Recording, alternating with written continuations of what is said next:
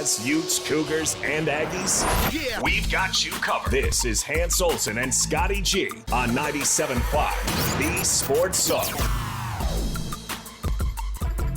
Hans Olsen, Scott Gerard, 97.5, the KSL Sports Zone. Let's talk a little college football. Brian Fischer, Sports Illustrated staff writer covering college football, joining us right now. Brian, how you doing? I'm staying busy. I think that's probably the mood that a lot of my fellow reporters covering college sports are feeling nowadays. Yes, there's never a dull moment for sure. So we'll get to the big story in Ann Arbor here in a bit, but give me your initial thoughts. Everybody's been kind of teasing the private equity thing for a while. Utah was the first one to actually do it. You think we'll see a wave of schools now hop onto this train? As I think everybody thought, okay, once one person goes, then all the other dominoes are going to fall. Yeah, I think that's exactly what not only I but a lot of people in the industry are expecting. That a lot of people were just waiting for somebody to go first, and there was certainly some anticipation. Maybe that would have been the Big Ten initially, but obviously Utah kind of breaking the seal on that dam. That's going to lead to a number of these other deals. And frankly, talking with a lot of private equity folks, talking with a lot of ADs, I think there is going to be, this is not a one-size-fits-all type of situation. It's going to be, vary by school, vary by certainly the private equity organizations and who might be investing in a lot of these schools. It's going to be very different around there. But, I was at a conference in Las Vegas earlier this week, and, there was some pretty positive takeaways, in terms of that deal with the Utes and how they structured it. Even, Charlie Baker, the NCAA president, was very positive around the deal, which is not something you tend to hear when you mention private equity in college athletics, at least before this past week. So overall, when you look at this Utah team and the $500 million, there's a lot of people that get a little nervous about private equity. Is that something that concerns you just on the outside looking in?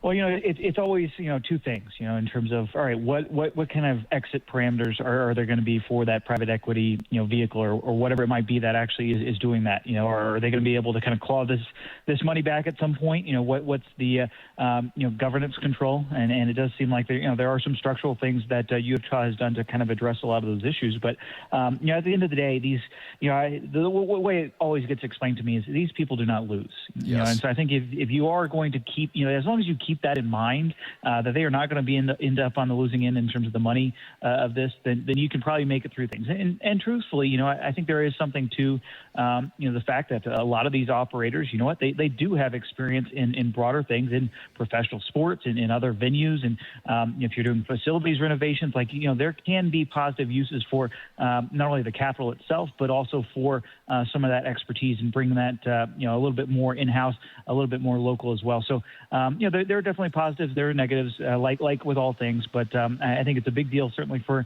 the university. I think it's a big deal for the Utes moving forward. And I think it's going to be fascinating to see not only how this deal plays out, but how others are going to kind of follow in its footsteps. All right, so what are the dominoes from the coaching world do you think are going to fall from Michigan? Because obviously they're going to want a big hire. That means they'll tear somebody from somewhere else. And the dominoes on this seems like it could be pretty significant. Oh, absolutely. It's just when you kind of thought, that the coaching carousel, which it was already one of the more active that I can remember in recent years, just when you thought it was going to slow down just a little bit, obviously this ends up kind of dropping on everybody's lap. And, look, this is a big time job, and I think, everybody, certainly once, Jim Harbaugh left, there was kind of an expectation, all right, they would go internal, they would not kind of conduct the search. Well, now they're going to be able to kind of go out and get a guy that can fit that school and fit that brand. And they've shown, proof positive that you can win a national title there. They're investing, the resources and the money is not an issue. You're in a Power 2 conference right now. You're going to have access to the playoffs. So it's an excellent job. It's probably even a better job now than it was 5 or 10 years ago. And so I think that it's going to be attractive to a lot of candidates. You don't expect them to hire some kind of up-and-coming coordinator or even necessarily somebody from the NFL unless they do have some Michigan ties. So this is going to kind of further those dominoes on the coaching carousel, and I think that's what kind of everybody expects once Michigan gets their house in order over the next couple of days. Do you think Bryce Underwood gives this new coach a chance, or do you think he'll hit the portal? Well, that is the big question, and certainly, the other school that he significantly considered, LSU, I think would be awaiting there with open arms, and Lane Kiffin certainly, given his issues with quarterback development and the guys that he's turned out in that position, would definitely be interested. And I think, from everything that I've heard, he's going to wait and kind of see how things play out, see who the coach is. I mean, if you end up lucking out and say there's a Kalen DeBoer that just shows up on your doorstep, somebody who has a really good track record in terms of having good offenses, you're probably going to stick around there. And I think, he's from Detroit. He would love to keep playing for that kind of local school and keep things going with his development. But, there's no doubt about it. You know what? These coaching decisions have a huge impact on these rosters, on the assistant coaching staffs, on a lot of people. And that is certainly going to include their quarterback, certainly after that Citrus Bowl against Texas. I think we all kind of anticipate that Mendoza will win the Heisman. At least, is that your feel going into this thing? Yeah, I think this year in particular, the Heisman Trophy Trust kind of changed some of the voting parameters in terms of when you could actually vote, and kind of limited it to essentially opening the window, kind of Saturday night, kind of right as the SEC championship game was getting underway. And so, the wave voters who might cast their ballots, and there were certainly a high percentage of them, especially those that are maybe more regionally based or locally focused, would do that before the championship games. And so I think because you are kind of compacting things and everybody was watching, I mean, a huge number in terms of viewerships for that Big Ten title game, I think that probably might end up giving him the edge over Diego Pavia. But this could be one of those years where it really is a pretty close race for the Heisman. I think you look at some of the other finalists that the trust released, the other 5 finalists as well that make up the top 10. So I think there's going to be a pretty wide disparity in terms of who got votes, how the voting totals will break down, and wouldn't surprise me at all that it is Mendoza, but it could end up being a pretty close race there with Diego Pavia and Jeremiah Love and everybody else. Maybe I'm asking you to step in waters that you're not comfortable with, but what are the pro prospects? What do NFL scouts think of him? For Mendoza or Pavia? Mendoza. I think right now he's kind of being looked at as the top quarterback on the board. And I think, NFL teams are still kind of still in those very early stages, certainly of exploring guys, but he's been a guy that I think everybody is kind of viewing as that top guy. Part of it's, honestly, just, the class around him has kind of fallen by the wayside. You had those names that you would have expected to be there. Certainly Aller getting hurt didn't help his candidacy. You got Nussmeier out there. He did not have a good season. He got hurt. Kate Klubnik was another first-round guy. He took a step back. Dante Moore, should he return to Oregon, which, most indications are that's going to be the case. So, it's kind of standing like, Mendoza is that prize. Now, there's going to be some jockeying, certainly, down the stretch in the NFL season to who might actually be capable of moving up to go get him. But right now, I think everybody is kind of looking at him as that guy. He's 6'5". He's got the arm. He's got the processing. I think he's going to wow a lot of teams in terms of the board work and some of the interviews that he's going to be able to give. So, right now he's kind of in that pole position. But it wouldn't surprise me at all, though, just given the teams possibly involved this year that are chasing quarterbacks and also looking ahead to next year, which might be a stronger year for the quarterback class. I think there's going to be quite a bit of jockeying between now and April come the draft. Brian Fischer joining us right here on 97.5, the KSL Sports Zone. All right, so I'm just going to leave this open-ended. Notre Dame, what do you think? It's just, take your ball and go home. It's not a good look, but is this a hill worth dying on for them?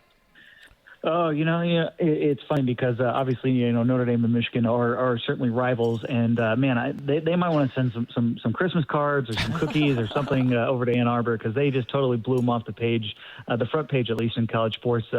But I think there is some some lingering resentment, to the way the Irish conducted. I was there in the room when Brent Yormark gave those comments, kind of chastising Pete Bavacqua, the AD there. So I think that resentment is not necessarily going to go away. I understand why the Irish were upset, and obviously maybe that does prompt some larger discussions around the CFP ranking shows. I think that's already began a little bit, but this is the place that Notre Dame occupies in the sport, right? They've always had an oversized influence. They've always had some oversized opinions themselves, both internally and from everybody reacting to those opinions. So this is kind of par for the course for Notre Dame. But I would imagine moving forward, it's going to be a talking point, but something that the Irish can overcome. They can kind of turn the focus back onto the field moving into next season when, frankly, if you look at what they've got coming back and the way Marcus Freeman has that program rolling, they're going to be right in the thick of the CFP discussions moving forward. So we will have this conversation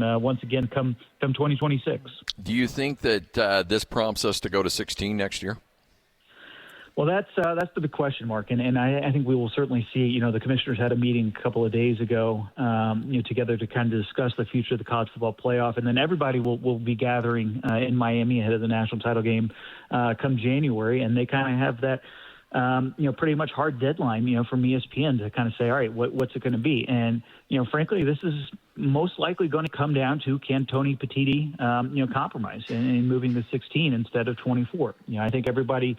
Talking with a lot of commissioners, a lot of people, with powerful, votes on this in the industry, I think everybody's pretty much in agreement that moving to 16 with 5 automatic qualifiers and 11 at-larges would be best moving forward. But because the Big Ten has, essentially, 50% of that vote, it's going to come down to will the Big Ten acquiesce to that? And, they've circulated their 2014 proposals. They've talked about it. They haven't given any indication so far. Maybe that changes over the next couple of weeks that they're going to give in and move to 16. So that's going to be the hurdle, moving forward is will the Big Ten give in? And I think that's going to be something a lot of people are going to be very interested in because there does seem to be a growing consensus at this point. Let's move to 16 for 2026, and then we'll kind of go beyond that once the ultimate CFP contract is up in 2031. How big of a win is it for BYU to keep the Barbarians off of the gate and keep Kalani Sitake from leaving to go to Penn State? Well, it's huge from a perception standpoint, certainly, to fight off a Big Ten team like that. I think it's big for the program, initially just kind of over the next couple of years, just in terms of getting that increased investment for Kalani in the program. And look, BYU is obviously backed into a little bit of a narrow candidate pool. So you lose a guy like that, not only an alum, but somebody who's done such a good job over the years. Obviously has the team punching well above its weight in terms of what they spend on the roster to compare to some of their peers. He's a great coach, and to keep him there in Provo, to keep the program, the continuity going, that's a huge win for the Cougars. And I think if you're a BYU fan right now, you're excited about the entire athletic program, certainly, but you're really excited about what this means moving forward for football and what you can do, I think, in this new era to where, especially if there's an expanded CFP, to where you can maybe be one of those teams that makes a run at the playoff for sure. Mm. So overall, when you look at the first round, James Madison, Tulane, they're not pulling any first-round upsets, are they?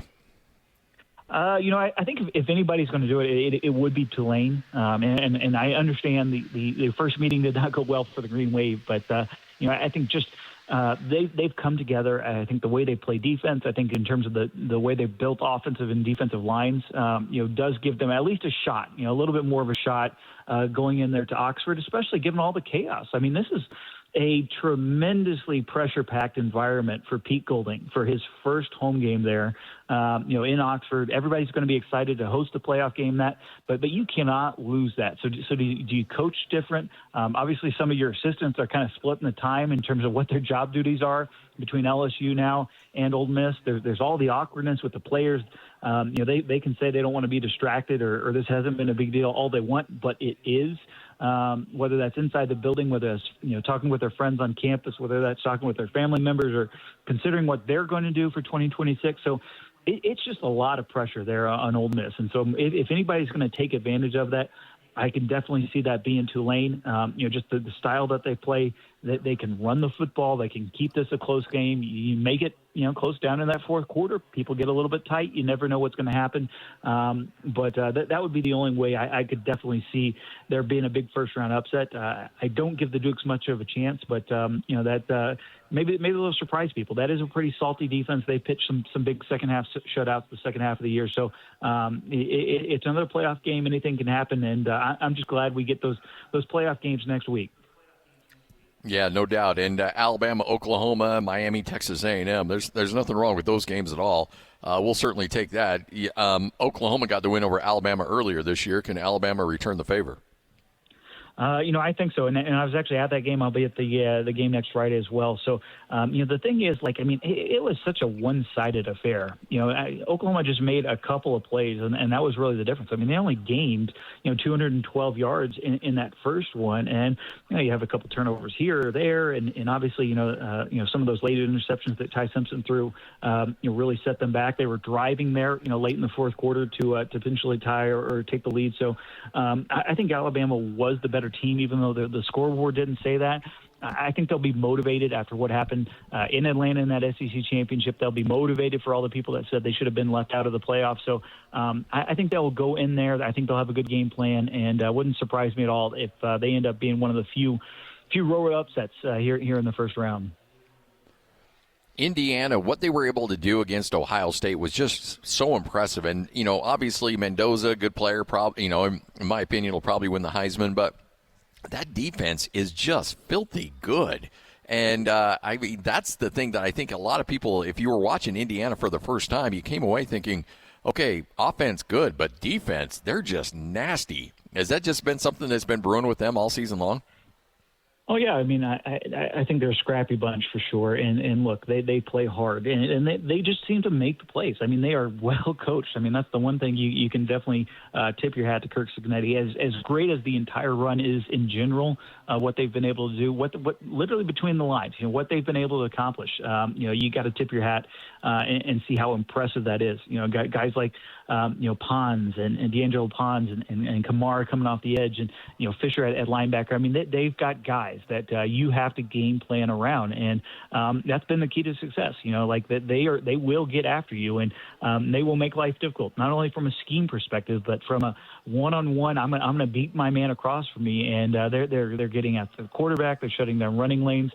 There's a reason why they not only won the Big Ten this year and earned that number one seed, but why they really do have a shot to, as unfathomable as it is to say right now, Indiana football has a shot to win a national title. As much as it's down to Mendoza and some of those offensive playmakers, that defense gives you a pretty high floor in the college football playoff this year. Indiana's a football school. Who would have thought? Let's go back 5 years and say, yeah, we have a college football playoff and Indiana's the number one seed. I don't know either one of us would have believed that. Yeah, I mean, Duke's winning the ACC in football too. So yeah, I mean, it's one of those weird, strange years for sure. Either an Indiana player or a Vanderbilt player could win to the Heisman on Saturday. Yes. We got two conference champions of basketball schools. So it is crazy time in college football, but I think that's an exciting time for a lot of fans out there because all right, pretty much every year a lot of teams have a shot. Well, I mean, and that's a really good point before I let you go, because there's a lot of things to complain about in the world of college athletics right now, and some of it's deserved. And yes, it's the old Wild West with NIL and transfer portals, but we are also living in a world where a team like Indiana can come up out of nowhere and all of a sudden be a national champion. The Duke can win an AC. Like, you go down the list, there are things here that we haven't really expected. BYU, Kalani Sitake turning down Penn State because he's got great opportunities at BYU that's paying a lot of money now. So in a weird way, all these things that we're complaining about are making college football a little bit more relevant because it's just not Alabama playing Clemson every year in a national championship game. There's parity. There's a lot of upsets. There's a lot of things that we aren't used to seeing that I think is making the college game really fascinating. Yeah, I mean, I struggle to find a time where the parity is like it is. It really, and especially once the SEC moves to 9 games next year, I think that's going to flatten the sport even more. Not just in terms of those additional wins and losses for a lot of those programs, but I mean, it really does seem like, and we joke about it in the Big 12. How it seems like every game is a coin flip. Well, that's just college football in general nowadays. It's not just limited to one league. The talent has spread out. The coaching talent is better than ever. And as much as we want to complain about the calendar and we want to complain about player movement, there's no doubt about it. It's led to a better product. And, we might expand the postseason a little bit, get a little bit more action come December and January. The sport is outside of some of the structural issues that, make things a little bit more difficult from a pulling your hair out sense, it has never been healthier in terms of the revenue generated, the interest generated, and I don't see that stopping anytime soon, especially not after the season that we've had. Bryan, we appreciate your time as always. Thanks for hanging out with us, and let's do it again here very soon. Absolutely, anytime. All right, there he is, Bryan Fischer, Sports Illustrated college football writer, right here on 97.5, the KSL Sports Zone. It's time to talk hockey with the Utah Mammoth and NHL insider on KSLSports.com, Cole Bagley on 97.5, the KSL Sports Zone. Hans Olsen, Scott Gerard. Hans on vacation. We'll get him back here on Monday. But let's talk a little Utah Mammoth. Cole Bagley, NHL, and Utah Mammoth insider, kind enough to join us right here on 97.5, the KSL Sports Zone. Cole, how are you? I'm good. How are you?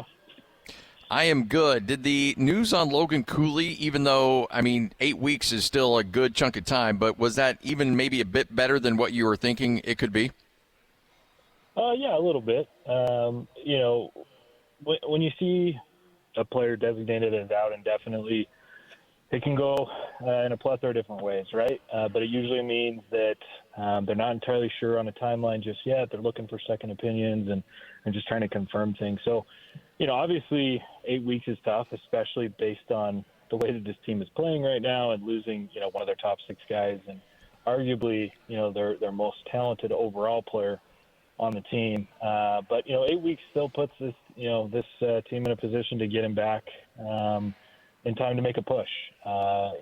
With being 8 weeks out, that means that he'll probably not be able to return until after the Olympic break. But that's a benefit because it gives him an additional 3 weeks to get healthy while there's no NHL games going on, and then there will be 25 games left to complete the season. And if Utah can keep their head above water for the next 2 months, then they might just have an opportunity to make a push. Where's your concern level with Veggie right now? He's been playing better. Through the month of November, goaltending as a whole was just tough. They had the sixth worst collective save percentage in the National Hockey League. They were, and it's funny too, because they were actually limiting the fewest shots in the entire league. But they were, I think it was like 21 or 22 shots per game, but they were allowing almost, 3.5, 4 goals a night, and their save percentage was at about 8.75 collectively. So, yeah, a couple weeks ago, it was kind of looking like, okay, Utah might need to really start considering alternatives in net and, looking at, potential trades. Not to say that they shouldn't still maybe keep that on their radar, but the Milka has been much better over the last week and a half, and has, yes, they're still losing, but he's at least, playing better and putting the team in situations where they can, have an opportunity to win hockey games. So there's a glass half full, glass half empty. You can go with that game the other night against a really good opponent. You're down 3-1. You come back to tie it, and you're 50 seconds away from overtime, but you give up that late goal. What was the vibe you had and your feeling about that team, either good or bad, coming off of that game? Yeah, like you said, there's really two ways to look at it. I think, there's positives and there's negatives. The positives were that was probably the most competitive game that Utah has played, this season, and that was arguably their best effort in terms of their forecheck, in terms of getting bodies and pucks to the net. And I liked the way that they responded to adversity. Like you pointed out, they went down 3-1 to the reigning Stanley Cup champs. And, generally those kind of, trailing by 2 has been, that's kind of all she wrote for Utah usually. But, Dylan Gunther was able to score twice on the breakaway, get them back into the game. Jack McBain scored a greasy goal to tie things up. And, they played really well for the majority of that hockey game, and that was a really fun game to watch. The intensity, the speed, the back and forth, the chances on both ends, the goaltending. Yeah, even though it was a 4-3 game, the goaltending was very good on both sides. But then, on the other hand, they allowed 19 shots in the third period. They failed to clear their own zone for about 3 to 4 straight minutes, and you could just feel that Florida, Florida was playing their brand of hockey, which is just brutal, in your face, physical pest type hockey, and you could just feel that goal was coming. And it's unfortunate because, right now with how tight the race is, and obviously we're still a ways out from the playoffs, but right now teams are starting to kind of separate themselves, and points are always precious. And I think fans were at least hoping that, hey, there's a minute to go, just get to the overtime, get yourself a point, and then just live with whatever the rest of the result is. But they cost themselves 2 points, and so it was a good game, but it is really tough, what the outcome was. Who are the, maybe 1-2 guys that Utah Mammoth are going to have to say, you're going to have to carry the load with Cooley out for the next 2 months? It's a good question. I probably look at a guy like Clayton Keller, the captain of the team. He led the team of points a year ago. I think he's going to have to probably, step up in terms of his production. I think, Dylan Gunther is another guy. He was on the same line as Logan Cooley. He obviously, and he did his job. 2 nights ago, he scored 2 goals after he's been going through, a series of ups and downs in terms of producing points this season. So, if we're looking at 2 guys, I'd probably point to Keller and Gunther, just because they're generally high production type players. Keller's the captain. But beyond that, I think it's going to be just a full team effort. Everybody on this team needs to step up. Kind of across the board, there's quite a bit of a dip in production for quite a few players. So, yes, there's definitely individuals who need to step up, but as a whole, this team, it's going to take a collective effort. So I asked Bill Armstrong about the shortened ice at the Olympics and some of the issues that could cause. And, of course, he answered it the way you would expect Bill Armstrong. It's still a rink. They'll be fine. They're pros. They've played on all different kinds of ice throughout their lives. They'll be okay. Quit griping about it. But from your perspective, from, just the outside looking in and being a guy that knows the game as well as you do, how big of a deal is this? I think the beautiful thing about hockey players is, and, kind of to echo what Bill said, is they really don't complain that much. These guys love the game. They're very competitive. And that was demonstrated a year ago at Four Nations, right? Yeah.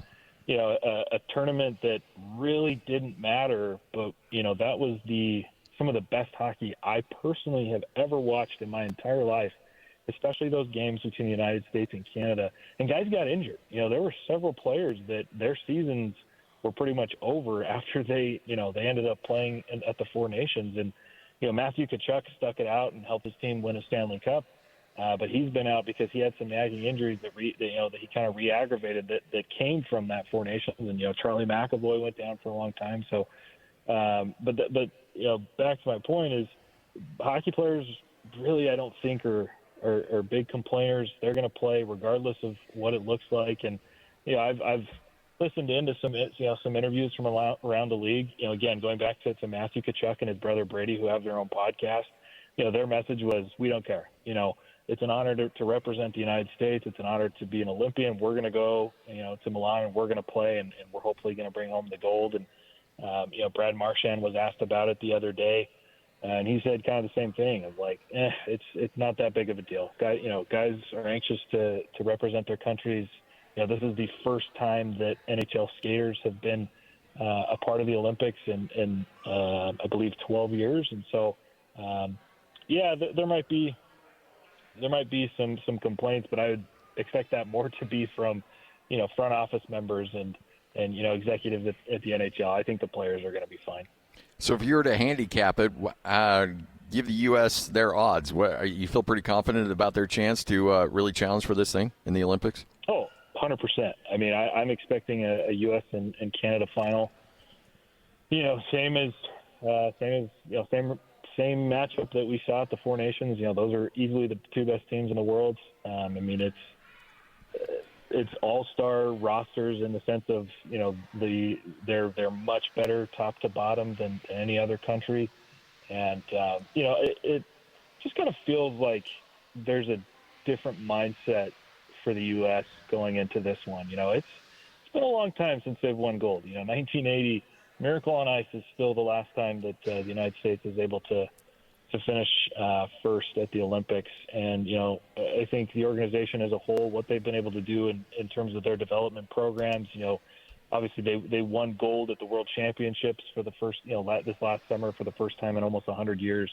They know what's at stake. They know what's on the line. They understand the assignment. And I would anticipate that, it will be a failure if they don't win gold. Wow. That's a conversation that I had with Clayton Keller a couple weeks ago. Verdict's still out on him if he's even going to make the roster, but top to bottom, every American that has a shot to make this roster, it's gold or bust for the United States. You can follow him on Twitter at at Bagley KSL Sports, Cole Bagley NHL, and Utah Mammoth Insider right here on the Zone. Cole, appreciate it. Have a great weekend, and we'll chat again here very soon. Yeah, thanks. Are you headed to Hawaii next week? Are you doing a swap? No, I need to. I really need to. You but no, one of us has to have some level of a work ethic around here. So, yeah. And we know who that is. Appreciate it, Cole. Thanks. Thank you, Scotty. Bye. There he is, Cole Bagley, right here on 97.5, the KSL Sports Zone. We are live here at Bar Dub Grill. Come by, hang out. We'll talk to Bart more about that next, right here on the Zone.